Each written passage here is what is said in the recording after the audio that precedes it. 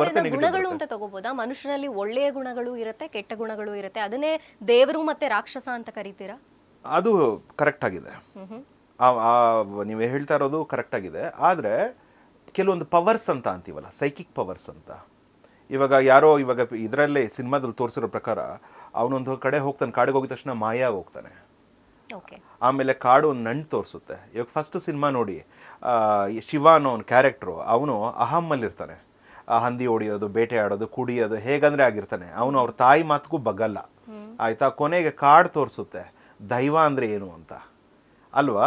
ಅಂದರೆ ನನ್ನ ಈಗೋನ ಹೊಡೆದಾಕಿ ನಾನು ಮತ್ತು ಏನಂತೀವಿ ಯೂನಿವರ್ಸು ಒಂದು ಅಲೈನ್ಮೆಂಟ್ ಆಗುವಂಥ ಒಂದು ಕತೆ ಅಂತ ಹೇಳ್ಬೋದು.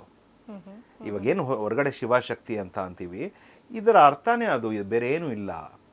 ನಾನು ಬೇರೆ ಅಲ್ಲ, ನನ್ನ ಹೈಯರ್ ಸೆಲ್ಫ್ ಬೀಯಿಂಗ್ ಬೇರೆ ಏನಿಲ್ಲ.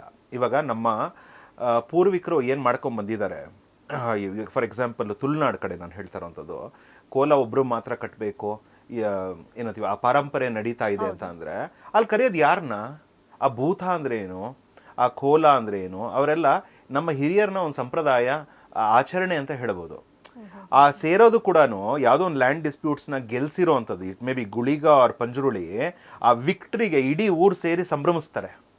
ಧರ್ಮದ ರಕ್ಷಣೆಗೆ ಇರೋಂಥದ್ದೇ ದೈವದ ಕಡೆ. ಅದು ಮಂಗಳೂರಲ್ಲಿ ಎಸ್ಪೆಷಲಿ ಬಹಳ ಚೆನ್ನಾಗಿ ಚಿತ್ರೀಕರಣ ಮಾಡಿದ್ದಾರೆ, ತೋರಿಸಿದ್ದಾರೆ.